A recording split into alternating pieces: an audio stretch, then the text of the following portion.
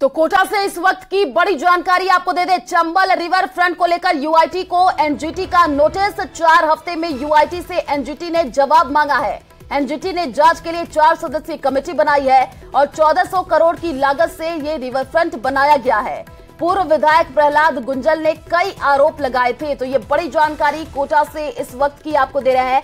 UIT को NGT का ये नोटिस मिला है। तो देखिए, पूर्व विधायक प्रहलाद गुंजल ने कई आरोप लगाए थे और यूआईटी को एनजीटी ने नोटिस दिया। चंबल रिवर फ्रंट को लेकर के यूआईटी को एनजीटी का ये नोटिस मिला है। तो कोटा से इस वक्त की आपको बड़ी जानकारी, जहां पर चंबल रिवर फ्रंट को लेकर के यूआईटी को एनजीटी का नोटिस मिला है। तो 4 हफ्ते में यूआईटी से एनजीटी ने यहां पर जवाब मांगा है और एनजीटी ने जांच के लिए 4 सदस्यीय कमेटी भी बनाई है जो अब इस पूरे मामले की जांच करेगी। 1400 करोड़ की लागत से ये रिवर फ्रंट बनाया गया है। पूर्व विधायक प्रहलाद गुंजल ने कई आरोप लगाए थे और यूआईटी को एनजीटी का ये नोटिस मिला है। ये बड़ी जानकारी आपको दे रहे हैं। तो कोटा से ये बड़ी जानकारी, चंबल रिवर फ्रंट को लेकर के यूआईटी को एनजीटी का नोटिस मिला है। ये बड़ी अपडेट आपको दे रहा है। 4 हफ्ते में यूआईटी से एनजीटी ने यहां पर जवाब मांगा है। एनजीटी ने जांच के लिए 4 सदस्यीय कमेटी भी बना दी है जो कि इस पूरे मामले की जांच करेगी। 1400 करोड़ की लागत से ये रिवर फ्रंट बनाया गया है और पूर्व विधायक प्रहलाद गुंजल ने कई आरोप लगाए थे। उसी को देखते हुए यूआईटी को एनजीटी का ये नोटिस मिला है।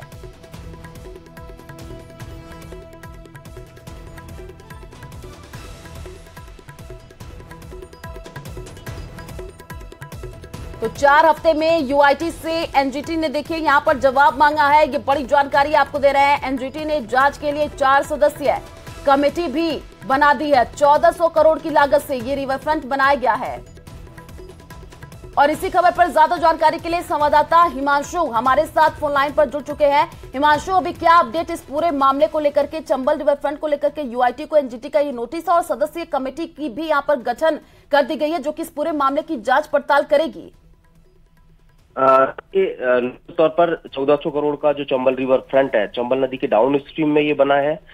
1400 करोड़ की लागत से इसे बनाया गया और अब ये सवालों के घेरे में है क्योंकि ये बताया गया है कि ये घड़ियाल सेंचुरी में है, नियमों की अवहेलना यहाँ पर हुई है, नियम विरुद्ध जाकर के ये बना है और इसको लेकर के एनजीटी में वाद दायर किया गया था जिसको लेकर के एनजीटी ने यूआईटी जिला कलेक्टर आर्किटेक्ट को ये नोटिस इशू किया है। इसके साथ ही एक 4 सदस्यीय टीम बनाई है जो इस पूरे मामले में मौका मुआयना करेगी, जिसके बाद में अपनी जो रिपोर्ट है वो सबमिट करेगी। लेकिन निश्चित तौर पर कहा जा सकता है कि ये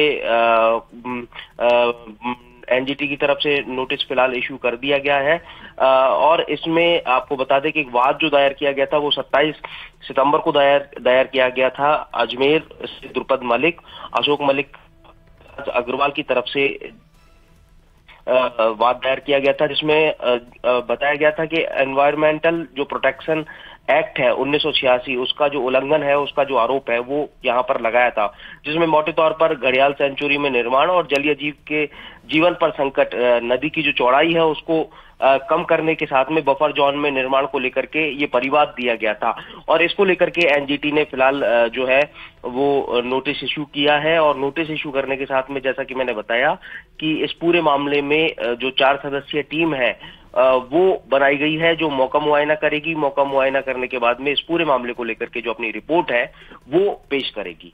आप नजर बना करके रखिए हिमांशु, आगे भी आपसे अपडेट लेते रहेंगे। फिलहाल शुक्रिया तमाम जानकारी साझा करने के लिए।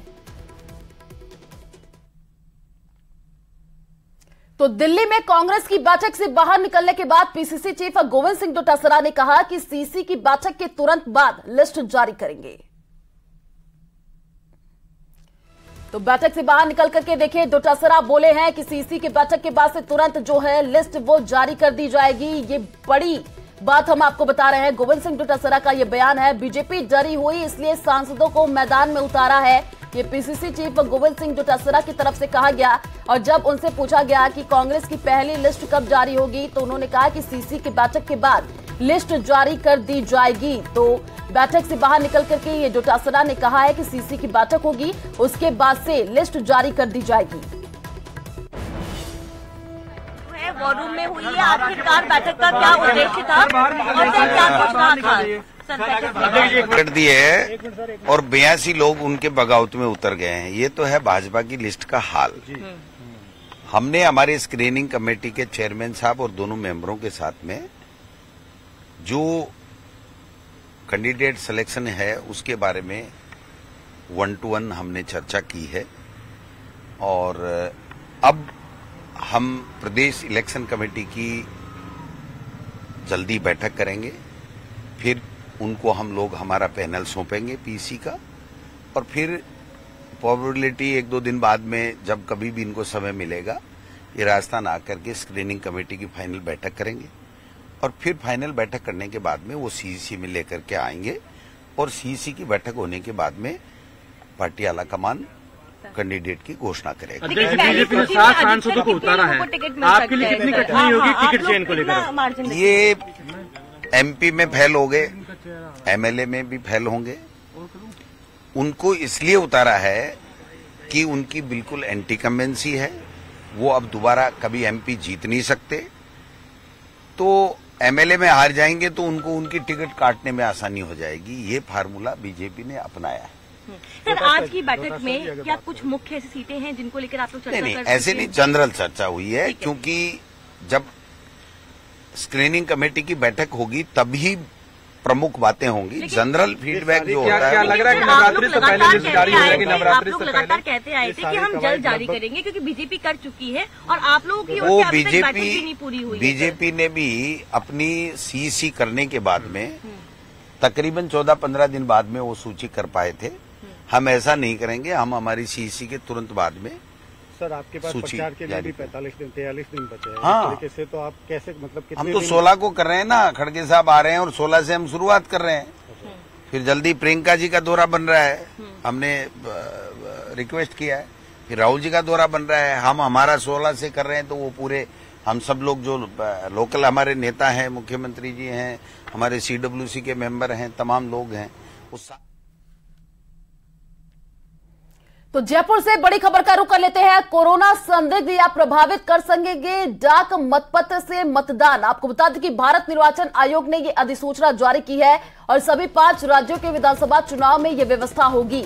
आवेदन के अनुरोध का रिटर्निंग अधिकारी सत्यापन करेंगे। तो ये बड़ी जानकारी आपको दे रहे हैं, भारत निर्वाचन आयोग ने ये अधिसूचना जारी की है। जयपुर से आपको ये बड़ी जानकारी, 5 राज्यों के विधानसभा चुनाव में अब ये व्यवस्था रहने वाली है।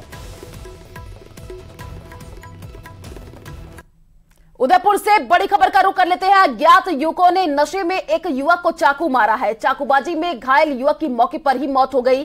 सूरजपोल थाना क्षेत्र के खटीकवाड़ा की यह घटना बताई जा रही है। पुलिस ने शव को एमपी हॉस्पिटल की मोर्चरी में रखवाया है और रोहित सिंह के रूप में मृतक युवक की पहचान हुई है। पुलिस हमलावरों की तलाश कर रही है और क्षेत्र के आसपास के सीसीटीवी भी अब पुलिस खंगाल रही है।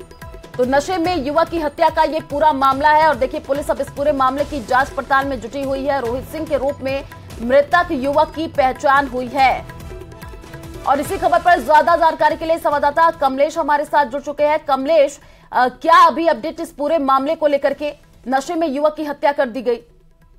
जी देखिए, बिल्कुल ये देर रात की घटना है। सूरजपोल थाना इलाके की खटीकवाड़ा में ये घटना हुई है, जहां पर कुछ नशे में धुत युवक थे। उन्होंने एक युवक पर चाकू से हमला कर दिया और हमले के बाद जो है कि युवक ने दम तोड़ दिया। तो सूचना मिलने पर सूरजपोल थाना पुलिस के मौके पहुंची और जो पुलिस के आला अधिकारी भी मौके पहुंच गए। उसके बाद जो है कि युवक के शव को एमबी हॉस्पिटल की मोर्चरी में शिफ्ट करवाया गया।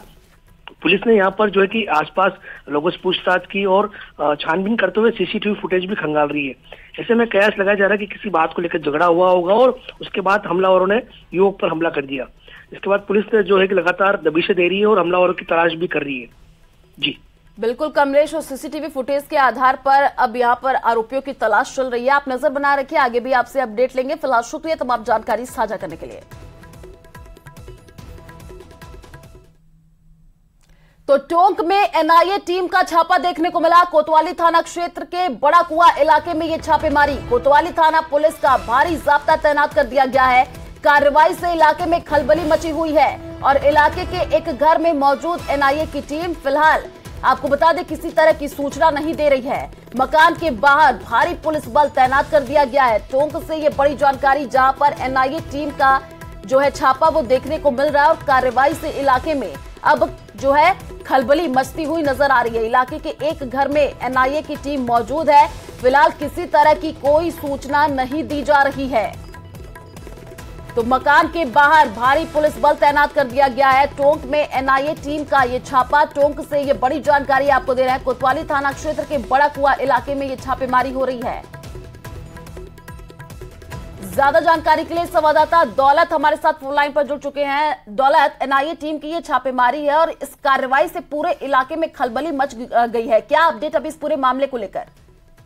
बिल्कुल, मैं आपको बताना चाहूंगा कि कल सुबह जल्दी ही 5 बजे से भी पहले यहाँ बड़ा कुआ इलाका है, यहाँ एनआईए की जो टीम है यहाँ पहुंची और स्थानीय पुलिस के साथ एक मकान में छापामार कार्रवाई है वो चल रही है।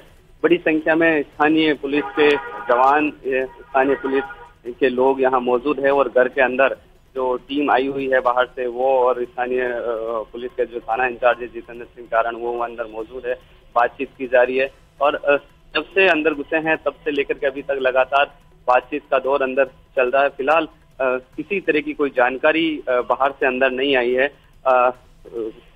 ये जानकारी है कि एनआईए की टीम है उसको कोई संदिग्ध गतिविधियों को लेकर इनपुट मिले थे, उसके बाद में यहाँ आई है और अब ये देखने वाली बात है कि कब बाहर आती है स्थानीय पुलिस। हालांकि कोई भी कुछ भी बताने के लिए तैयार नहीं है, जानकारी भी स्थानीय पुलिस की ओर से नहीं दी जा रही है, लेकिन जो कार्रवाई है वो अभी बड़ा कुआ इलाके में हो रही है। बड़ी संख्या में पुलिस की गाड़ियां बाहर मौजूद है, बड़ी संख्या में पुलिस के जवान है वो मौजूद है और अंदर कार्रवाई की जा रही है।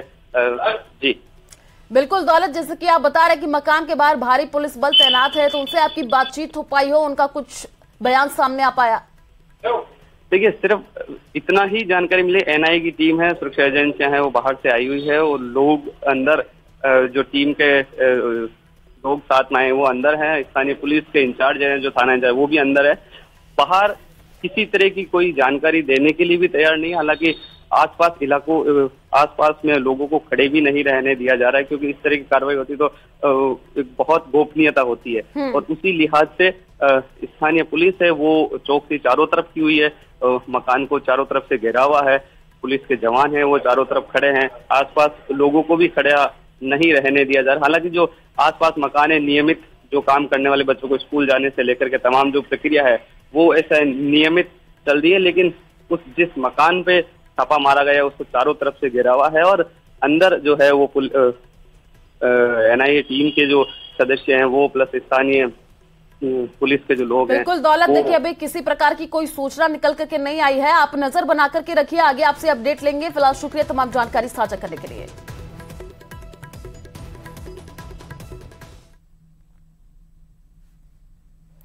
तो आरटीडीसी चेयरमैन धर्मेंद्र राठौड़ का बयान सामने आया है। सीएम गहलोत के नेतृत्व वाली सरकार रिपीट होगी, हमारी योजनाओं का आमजन तक असर है, बीजेपी चुनाव से पहले ही डर गई है। तो राजस्थान में कांग्रेस प्रत्याशियों का जल्द ऐलान होगा, ये उनकी तरफ से कहा गया है।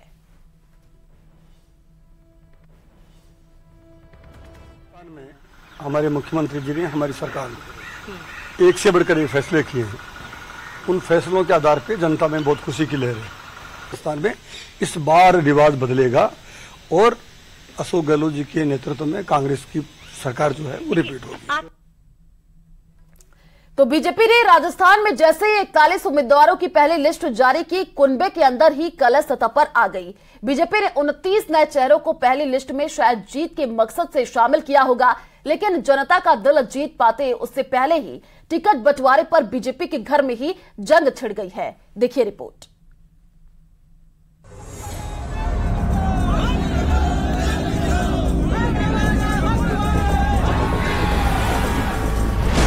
टिकट के लिए बीजेपी में कोहरा। बाहरी प्रत्याशी को नहीं चाहते हैं। हमारे जो यहाँ के प्रत्याशी है जिनका सर्वे करवाया, जो 5 साल हमारी सेवा की, उन्हीं को हम चाहते हैं। बाहरी प्रत्याशियों को टिकट देने से नाराज समर्थक। हमारे स्थानीय प्रत्याशी चाहते हैं जो हमारे 5 साल से वहाँ मेरा काम कर रहा है, पूर्व में विधायक रहा है, एक आदमी से वो बात करता है। चुनाव हो और पार्टियों में कलह न मचे, ऐसा कैसे संभव है? एकजुटता का दावा करने वाली भारतीय जनता पार्टी भी इसी दौर से गुजर रही है। सोमवार को 41 उम्मीदवारों की पहली लिस्ट जारी की गई, जिसमें 29 नए चेहरे को मौका दिया गया। फिर क्या था? किशनगढ़ और देवली समेत कई इलाकों में दावेदारों के समर्थक सड़कों पर आ गए, अपनी पसंद के नेता के लिए टिकट की मांग करने लगे, बाहरी नेताओं को भगाओ के नारे लगाने लगे। बाहरी प्रत्याशी को नहीं चाहते हम, हमारे जो यहाँ के प्रत्याशी है जिनका सर्वे करवाया, जो 5 साल हमारी सेवा की, उन्हीं को हम चाहते हैं। जो पहले हमारे जो प्रत्याशी थे 2-5 प्रत्याशी हमारे यहाँ कोशिश कर रहे हैं, 5 साल से लोगों की सेवा कर रहे हैं, उनको ही टिकट मिलना चाहिए। बाहरी प्रत्याशी को टिकट नहीं मिलना चाहिए। हमारे स्थानीय प्रत्याशी चाहते हैं, जो हमारे 5 साल से वहाँ उमेरा का काम कर रहा है, पूर्व में विधायक कहा है, एक आदमी से वो बात करता है, ये पता नहीं कहाँ से आ गया, जनता की सुनता है, जनता की सेवा करता है, और ये बाहर से आके ये पैराशूट उतार दिया, हम इसको नहीं। पहली लिस्ट में नाम ना होने से खफा दावेदारों के समर्थक बीजेपी कार्यालय तक पहुंच गए, जिसके बाद बीजेपी में डैमेज कंट्रोल का सिलसिला शुरू हुआ। जिसके बाद प्रदेश स्तर पर केंद्रीय मंत्री कैलाश चौधरी की अध्यक्षता में कमेटी बनाई गई, जिसमें 8 से 10 नेताओं को शामिल किया गया। ये कमेटी हर रोज ऐसे मामलों की समीक्षा करेगी। डैमेज कंट्रोल की हमारी एक टीम बनी है, उसमें हमारे एक MOS है कैलाश चौधरी जी, उनकी अध्यक्षता में, और पार्टी के सीनियर लोग सब, जैसे मैं भी आज सुबह जब उठा था तो मुझे भी कुछ नाम दिए गए थे, तो मैं भी 8-10 लोगों से बात करके आया हूँ। हमारा 10 बजे रोज हम समीक्षा करते हैं, सुबह भी हम 9:30 बजे समीक्षा करते हैं। तो उसके तहत जो भी हमें डैमेज कंट्रोल करना है निश्चित रूप से हम करेंगे। सभी भारतीय जनता पार्टी के कार्यकर्ता हैं, जब तक वो टिकट मांग रहे थे तब तक वो आपस में प्रतिस्पर्धा कर रहे थे। अब जिसको एक को टिकट मिल रही, सब मिल करके जिसको टिकट मिली है उसको जिताने का काम करेंगे। राजनीति में समर्थन और विरोध आमतौर पर साथ साथ चलता है। बीजेपी के प्रत्याशियों की पहली लिस्ट जारी होने के बाद भी ऐसा ही दिख रहा है। नाराज समर्थक पार्टी के खिलाफ बगावत का ऐलान कर रहे हैं। अब देखना ये है कि जिला स्तर पर विरोध थामने के लिए बनाई गई कमेटी कार्यकर्ताओं को एकजुट करने में कामयाब होती है या फिर नहीं। न्यूज़ 18 राजस्थान के लिए सौरभ गृहस्थी की रिपोर्ट। तो नागौर में एक प्रोबेशनर IPS को कांग्रेस नेता और वीर तेजाजी कल्याण बोर्ड के अध्यक्ष रजपाल मिर्धा के स्वागत के लिए बज रहे डीजे जब्त करने की कार्रवाई करना भारी पड़ा।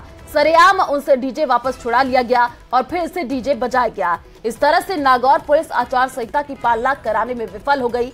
दरअसल वीर तेजाजी कल्याण बोर्ड के अध्यक्ष बनने पर रजपाल मिर्धा के स्वागत का कार्यक्रम नागौर के कांग्रेस कार्यालय में रखा गया। हैरान करने वाली बात यह रही कि डीजे को छेड़ने के बाद एक डीजे को फिर से बजाया गया और डेगाना विधायक विजयपाल मिर्धा अपने समर्थकों के साथ जमकर नाचे।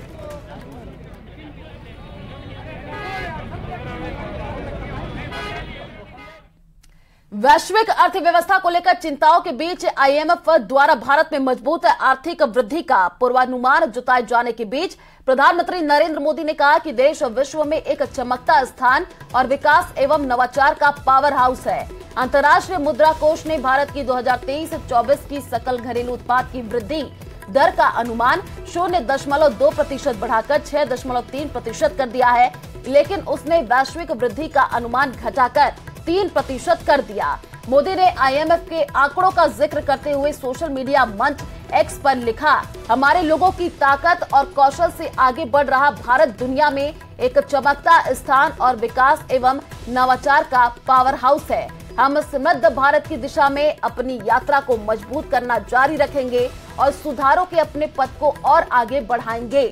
उन्होंने कहा, भारत में विकास के मजबूत रहने का अनुमान है। इसके 2023 और 2024 में 6.3% रहने का अनुमान है।